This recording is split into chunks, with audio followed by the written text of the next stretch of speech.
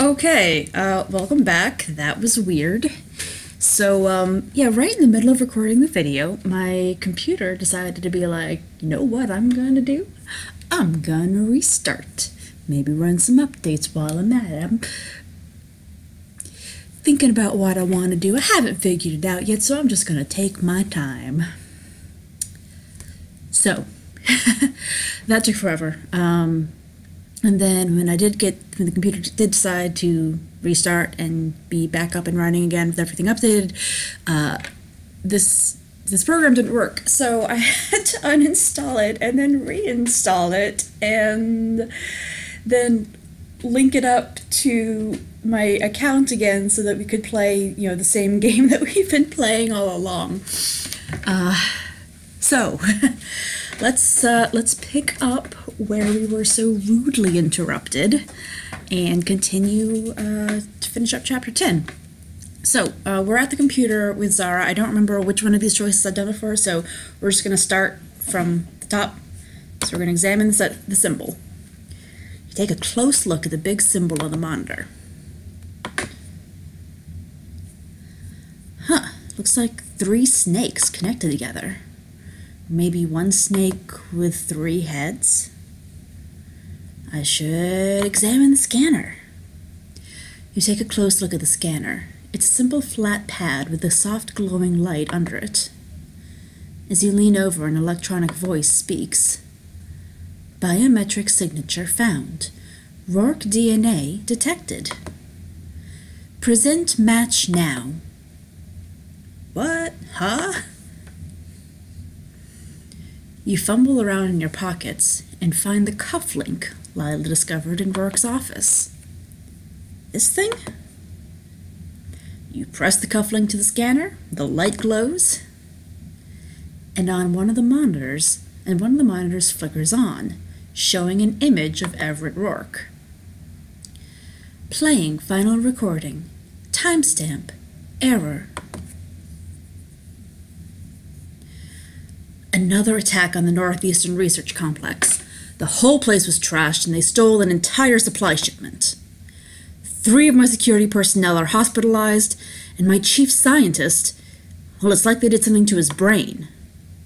He won't stop talking about magic orbs and lion masks and time loops. Total gibberish. Who the hell are these people? And what are they doing on my island? That's interesting. The monitor flickers off. The scanner shuts down as well.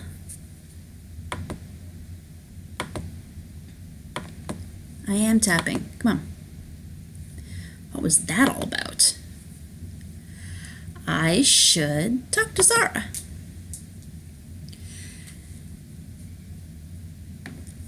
You kneel down to join Zara. She's on her back under the terminals, staring at the underside with a serious expression.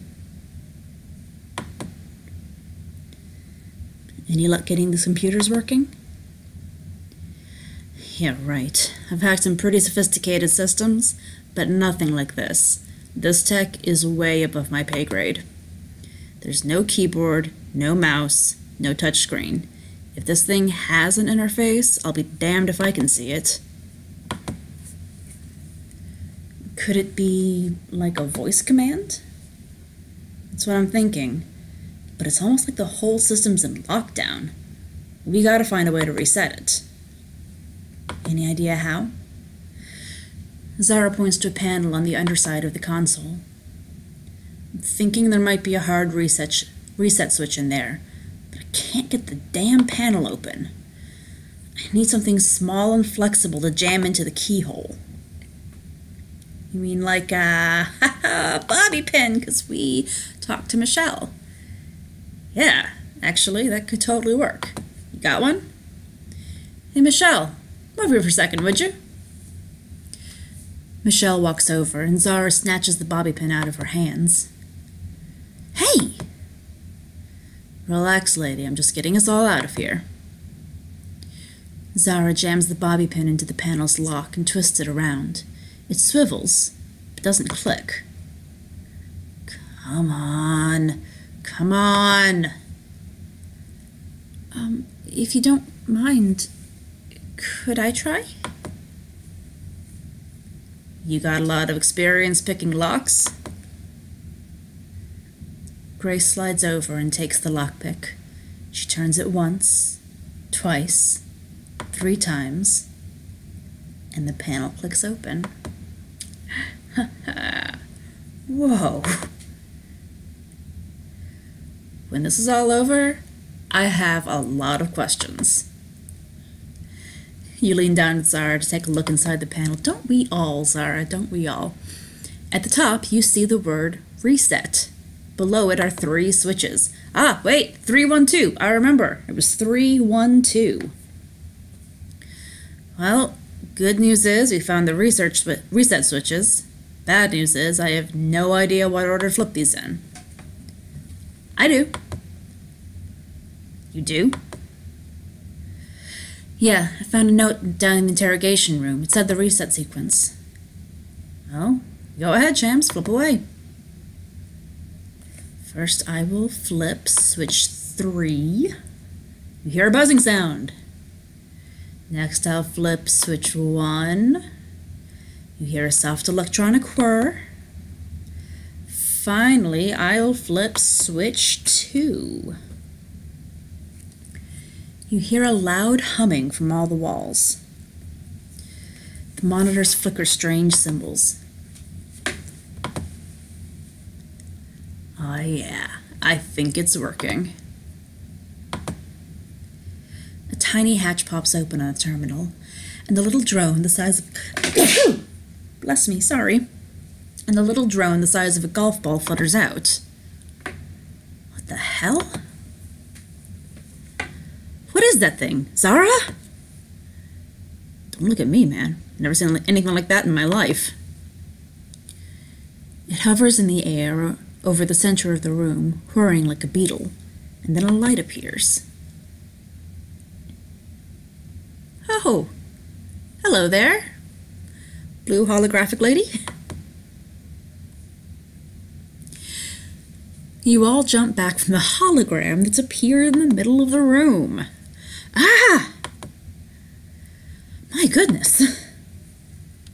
Shiny. The hologram flickers, a calm, placid expression on her face. Hello? Database corrupted. Access denied. Self-identity input needed. Can you help us? We're trying to access the satellite uplink. Database corrupted. Access denied. Self-identity input needed. Save your breath, Sham. Something's clearly wrong with her. Self-identity input. It's almost like the software is having trouble figuring out who it is. You're saying that thing's alive? In a sense, sure. I bet we could make progress if we knew what its identity was. You mean, like, if we guessed its name? Kara, Megan, Jennifer, Jessica, Kathleen, Coco, Wendy. Oh my God, Craig. Beyonce. Oh my God, Craig. Yeah, pretty sure that's not gonna work. Guys, anyone notice that?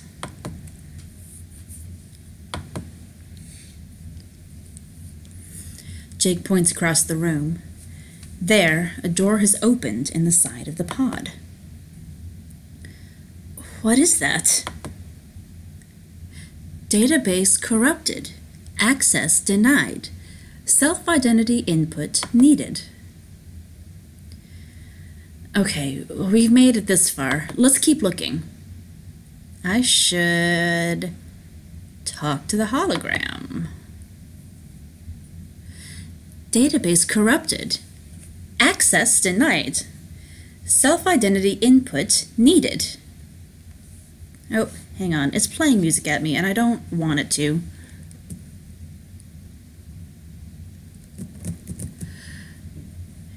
I am going to do something that's a very bad idea. I am going to actually put in her correct name because I'm a cheater and I know what it is, and apparently something very bizarre happens, so we'll see.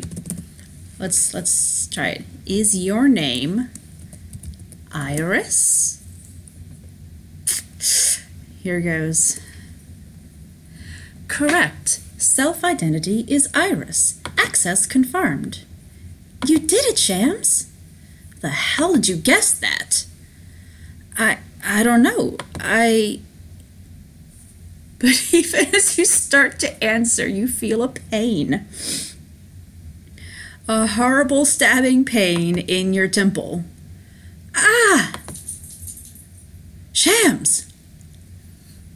You crumple to your knees, clutching your head.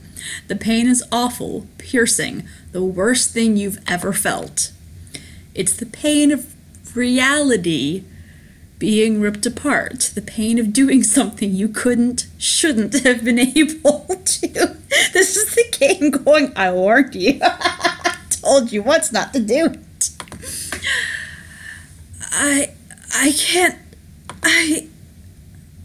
You can feel blood trickle out of your nose and ears. Whatever you've done, it's shaken, broken reality, and you're paying the price. You don't actually feel your head explode.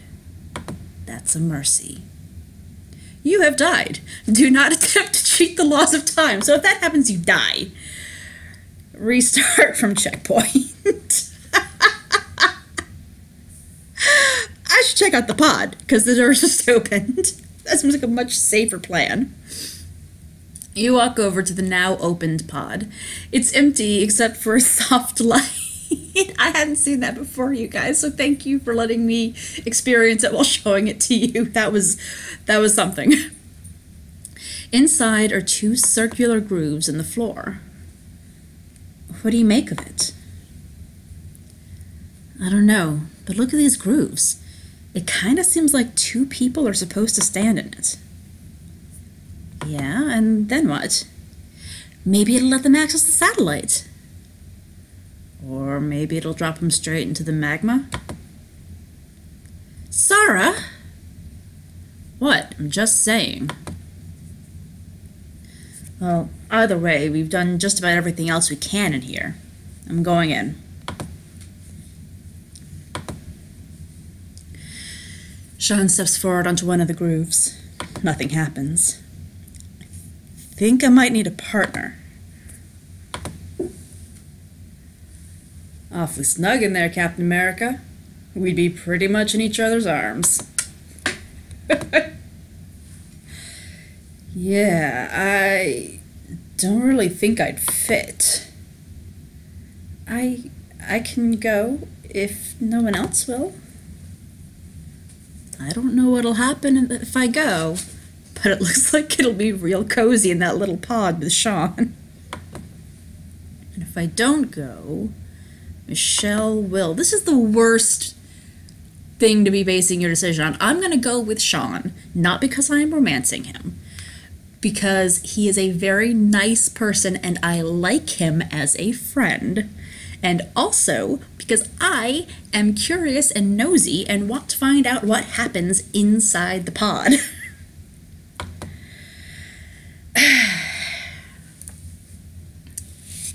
You sure?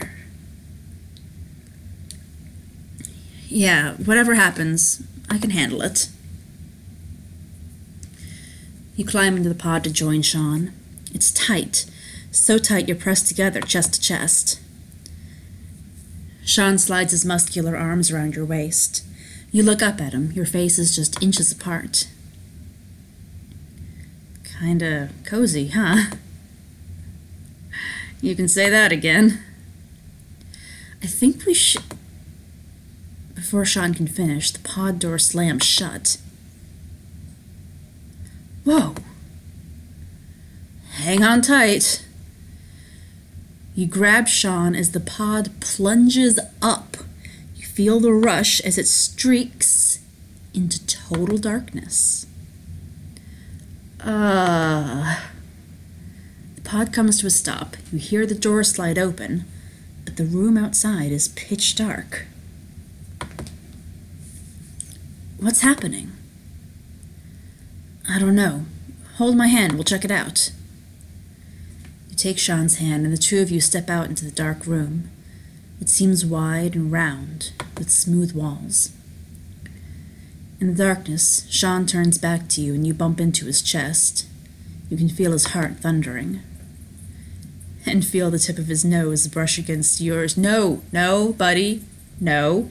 We make a good team working together on stuff. No. Any guesses as to where we are? No, but I'm kind of thinking this is the part where the lights come on and everyone shouts, "Happy birthday, Shams!" That'd be nice, huh? Big party, good drinks, a whole lot of cake. It's like you're reading my mind. Gotta say, Shams, if there's anyone I'm happy to be trapped in a dark, creepy, maybe death trap with, it's you. You mean that? I do. In the dark, you can almost feel him smile when... Whoa! What is it? You turn to the far end of the room where small lights have started glowing along the edges of the wall. What's happening? The lights grow, brighter and brighter, and suddenly a dazzling holographic display appears, projected in the air around you. Whoa! Okay, yes, he's cute. He's so clean cut, though. I don't like that in a guy. But he's very sweet.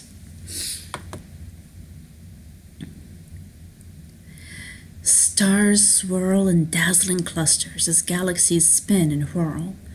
Shooting stars streak by while distant supernovas pulse and burst. Whoa, it's the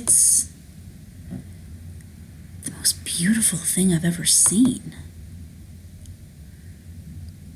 You turn to Sean and realize that he's staring at you. Squeeze his hand. I'm gonna squeeze his hand. I gotta say, never thought I'd end up friends with the school's star quarterback, but I'm glad. I'm glad I'm your friend too. Huh? What's wrong? Sorry, it's just... Well, look. Sean points to the holographic stars orbiting around you. There's something that's been bugging me this whole time. These match the stars over the island. I was looking at them on the way here, and something seemed off. Something I couldn't put my finger on. But now I get it. What is it? Well, I spent 6 years in the Boy Scouts. I knew it. Of course you did. It meant spending a lot of time camping out, staring up at the sky, learning all the constellations. But that's what's wrong on the island, Shams. There's no Big Dipper, no Scorpio, no Taurus, no Gemini. We're in the Caribbean Sea, which means the stars should be pretty much the same as back home, but instead, all the constellations are different. The sky above the northern hemisphere probably hasn't looked like this in a million years. Huh. Just then, the holograms fade away, leaving the two of you in darkness. So much messing around with time happening in this book. Sean takes your hand and leads you back to the pod. As you climb into it, he kneels down. Huh. There's some kind of card here or something. I can't see it in the dark. Let's head back down to the others. The two of you climb back into the pod. It streaks back down. And opens back up. In the observatory's main room. Everyone stares at you expectantly. Well, did you find anything? Did you guys kiss? Shut up, Craig. We saw a hell of a thing. Stars and galaxies and the whole universe. We found this. Sean holds out the card he found. You can make it out clearly in the light. On one side, there's a picture of the hologram woman's face, and on the other, 4 words. Intelligent Reactive Imaging System. What does it mean? Not sure, but I have an idea. I should talk to the hologram. Database corrupted. Access denied. Self-identity input needed. Is your name... Now I'm nervous to type it because of what happened the last time. Is your name Iris? The hologram flickers, then perks up, her eyes wide and alert. Correct. Identity match established. Scanning databases and establishing backup connection. Nice work, Shams. Good thinking. Knew we could count on you. Aw. Database link established. Downloading partially reconstructed historical fragments. Island history. Not found. Rourke International Archives. Not found. Personal identity fully recalibrated. She blinks a few times, then turns to you with a warm smile. Greetings, travelers. I am a backup of Iris 1.0. I apologize for any inconveniences you may have experienced. My software has been corrupted, so my archives are incomplete. How may I help you? How about getting us the hell out of here? Done. Behind you, a hatch slides open, and a ladder descends from the ceiling, leading up to the surface. Was that easy? Come on! Wait, let's not forget the whole reason we came out here. Iris, can you access the satellite uplink? Her eyes flicker for a moment. Yes, satellite uplink established. Communications are now available. Ha! Yes! We did it! We actually did it! Put us to someone who can help, like the Coast Guard. Scanning, locating, frequency found, connecting to the St. Lucia Naval Base. You can hear the crackle of static, and then the click of a connection being made. Hello? Can anyone hear us? We're on the island of La Huerta, and you won't believe what's happening. You expect the response to be calm and helpful, but the man who replies is desperate and panicked. My God, it's erupting. The volcano's erupting. And there's something else, not just ash, but oh no. Oh no. Ah! The line goes dead. What the hell was that? I don't know. Iris, can you connect somewhere else, like the USA maybe? Connecting to South Florida Coast Guard. This is unbelievable. The La Huerta volcano is erupting, but it's not like anything I've ever seen. There's some kind of energy discharge, and it's spreading so fast, burning everything. Oh no, it's coming right at us. No, no! The line goes dead. Another one. Every base you connect to is the same. Gasps, prayers, screams. In the end, you're just left with an old man's gravelly whisper. God help us all. Iris, turn off the satellite uplink. Of course. I don't understand. What does it mean? What happened out there? The volcano hasn't erupted, but everyone thinks it did? I don't know what happened out there. I don't know what's going on. But I do know one thing. No one's coming to rescue us. We're on our own.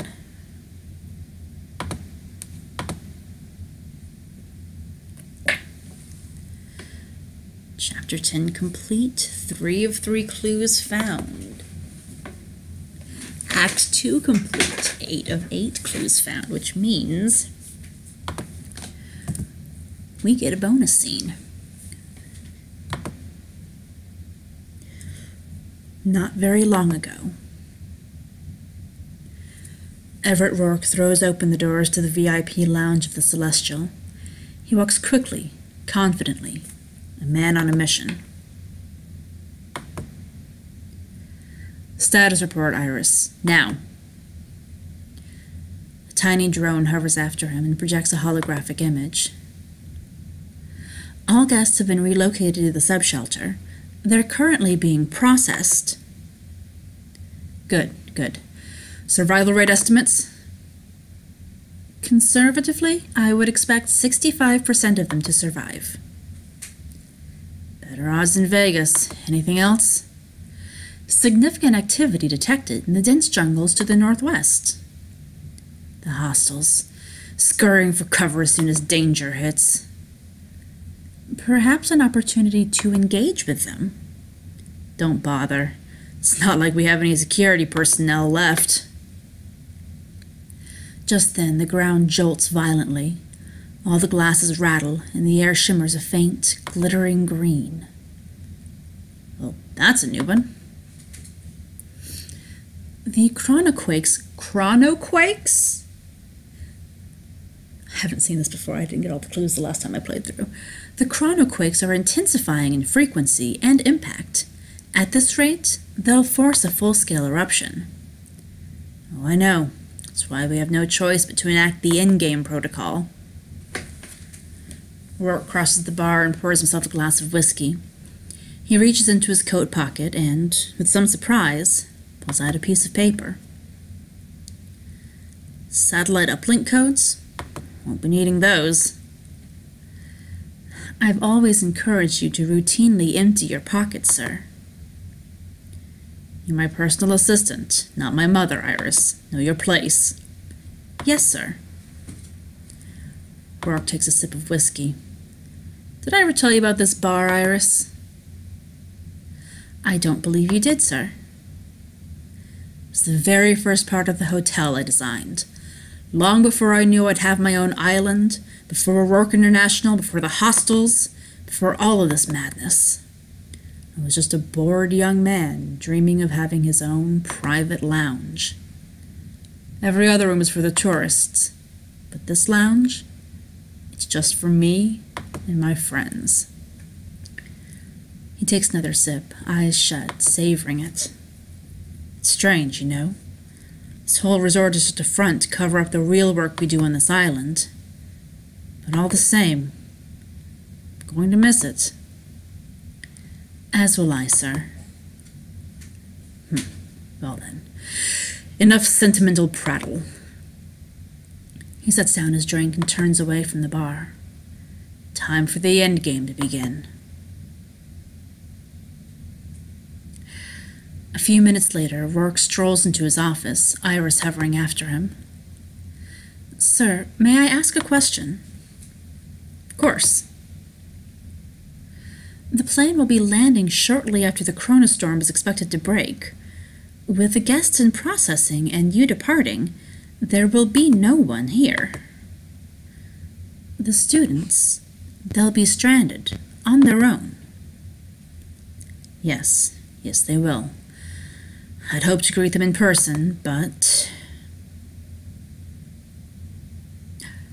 The island rumbles again, this time so hard that Rourke almost falls.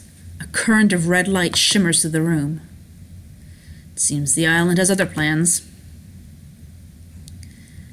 I calculate their odds of survival at less than 6%. If I was the kind of man who believed the odds, Iris, I never would have sailed into that storm 25 years ago. And I never would have found this island, which means I never, well, you know the rest. If I may offer a suggestion, perhaps I could remain, provide them with assistance, perhaps explain the situation. No, absolutely not. The risk of you contaminating them is far too great. They must be pure, true, themselves.